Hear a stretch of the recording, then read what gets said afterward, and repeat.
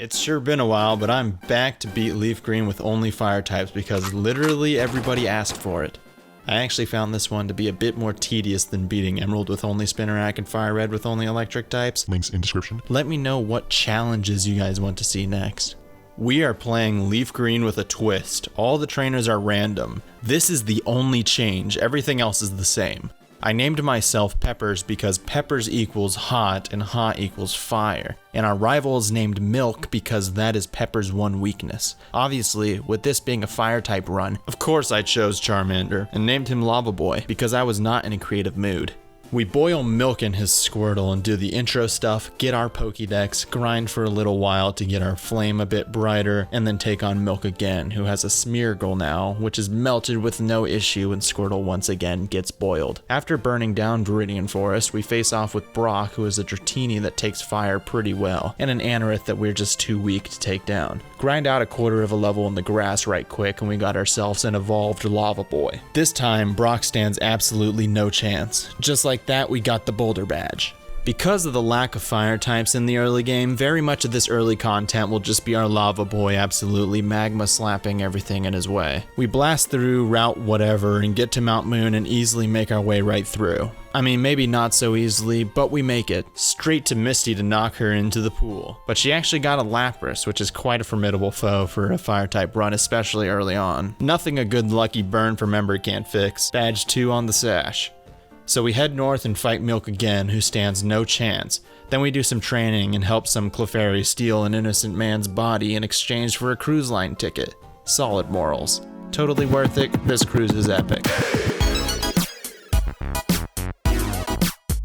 Oh, what joy. Milk is here. He must have also stolen a man's soul, and apparently a stronger one because he whooped me good. Time to turn up the heat on Lava Boy's training and return to overcome that turtle power. Give the old captain a good old rubbin' and get cut.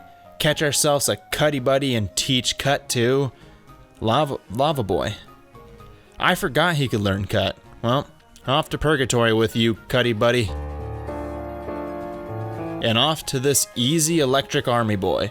Who would ever use a team of electric types? Not him, because I forgot that this is a randomized run. What a joke this battle was, though. He could not take the heat at all. That is badge 3, baby. Next, we run into walls until Lava Boy could not take it anymore and evolved into Super Lava Boy. Unfortunately, that was not enough power to save Mr. Lova. I had to catch some Mons and get myself flashed because I could not take running into walls any longer. Eventually, we make it through to the new world and catch our first teammate, Vulpix, who I name after my favorite anime fox, Kuraman. Then, immediately get our next teammate, Eevee, to become Flareon, who I name Not Good after its uselessness and abilities as a Pokemon. Look at it in all of its useless glory. We do a little bit of grinding and blow out the bad boy hideout and get the Sylph Scope in what ends up being a Charizard vs Charizard match. Clearly, though, I am superior. Then we're off to the next gym. This one was quite a breeze, like the last, but I thought it was cool that she had a Scizor. Too bad it's 4 times weak to fire. Then, we go and disturb the afterlife by giving them a taste of the fiery hell that is our team. Kuraman fulfills her destiny and becomes a 9-tailed fox and beats up a bunch of martial artists. Then we fulfill our destiny and beat up a bunch of Team Rocket losers and then take out Milk. This fight initially gave me trouble, but after returning I found it to be much easier. He opens with an Electabuzz but switches to Horsey, who is easily dropped. Then to Lantern, which really has me worried. I land a burn, but he drops Kuraman, so I switch to Not Good, who is actually good for once, but immediately falls to Blastoise afterwards. So I send out Lava Boy to spam wing attacks and drop that turtle. Lava Boy then proceeds to drop every Pokemon in his way, securing our victory and on to Giovanni. He does scare me with a wall rain, but his whole team is dropped by not but a weakened Lava Boy. Off to our Disney safari. After throwing rocks and sticks at innocent creatures, we get Surf and Strength and then grind for a bit. Then we try our way on making it into the Ninja Academy. Oh boy, I hope we make it. Ninja Master Man opens up with a Natu and I think, this is gonna be easy. But then he leads with a Kingler and I crap myself. Kurama burns and spams as she often does, but is taken by a Kingdra? He also has a Kingdra? This is insane. So I send out Not Good, who does actually manage to take Kingdra down. Wow. But of course, Lava Boy has to come in and clean up the mess. But who could the final foe be? It's a major threat, Bulbasaur. And just like that, that's badge 5. We head back north to get our future read by the Psychic Lady. Turns out our future contains us wiping the floor with her entire team. If you're wondering why I seem to analyze some battles and breeze over others, it would be because some of them are just not that interesting to me. If I win with minimal threat or effort, I typically make a passing comment about it and move on. Let me know in the comments below if you like the breakdowns just being for the interesting battles, or if you want me to break down every major battle. I'll listen. Also, let me know how you guys like this bit. Surf something something mansion, and we're at the 7th gym. This gym seemed to go pretty easy until the Fire Master himself reveals his secret weapon, a gosh darn Moltres. Too bad it can't stand up to Kurama's confusion, and down it goes. Then we're off to the islands to get out the last 3 members. Can you guess who they are? First up is Ponyta, who we name Hot Horse because duh. But then we find a Rapidash, so I get her instead and name her, naturally, Hotter Horse. Then we get our next not so cool guy, who I name Red Butt because I mean, just look at him. Look at his butt head. Last but certainly not least, I catch Moltres with the Master Ball, wasting no time. Obviously, I name it Dinner because it's a self-cooking chicken, and it looks delicious. Then we beat up some bikers, save a girl, and head off to the Grand 8th. Giovanni seems to have stopped collecting good Pokemon by this point, so we wiped the floor with him quite easily. As per the usual formula, on our way to the Elite Four, we have a few obstacles, mainly our rival and the Victory Road. But I don't want to cover those since we're going to face our rival again shortly anyway, and the Victory Road is not too exciting. So bing bang boom, we're at the league. And boy do we suck. Man, we are so underleveled and I keep getting my behind handed to me.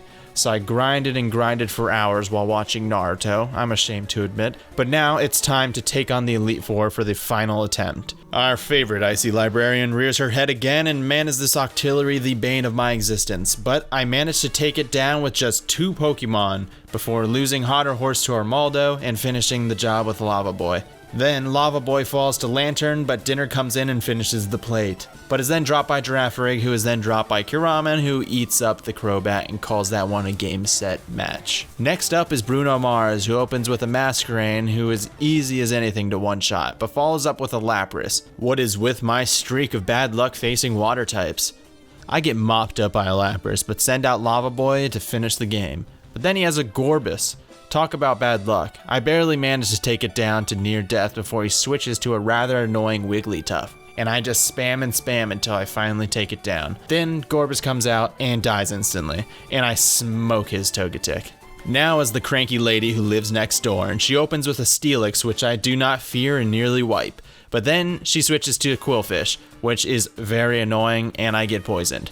Red Butt gets the bidet treatment with a hydro pump and is instantly washed. Luckily, Kuraman isn't useless and finishes the job, but is put out by Plusle. How damn embarrassing. Now, Not Good has to clean up Dinner has to clean up your mess, and clean up he does.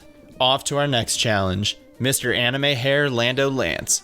Well, look what we have here, a classic Magmar standoff. Luckily, my butt is stronger. But I still gave it to Not Good to finish with the dig, then chomped away at his Porygon for a while and dug at Arbok, who spit up hard at me and one-shotted me. Not good, but Hotter Horse came in and finished it. Then Kuraman came in and cleaned up the rest of the battlefield. Not too much of a challenge here. Now it's time for Milk's expiration date.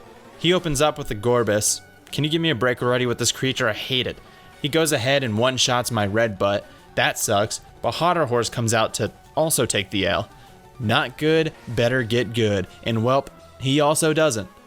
But luckily, Lava Boy comes and fries that fish. Then, Lava Boy throws Claydol into the kiln and arrives at a Blastoise, who I spam fly at and wonder how I'm still alive. Then I wonder no longer because I am dead. Kiraman comes in though and finishes the game with a Will-O-Wisp and Confuse Ray. Then he sends out a Weezing, who just goes ahead and self-destructs. So I switched to Dinner, my last Pokemon, and hit his Nidoking with Overheats, and it's a very, very close final match as he brings out his Meganium and I hit it with the Flamethrower, and by the sliver of my health and poison, I win. I beat him just like that. We win. It's over. Baby, I'm back. Bada bing, bada boom. Hope y'all enjoyed. Give me suggestions. Watch my other videos. Like, comment, subscribe. Bye.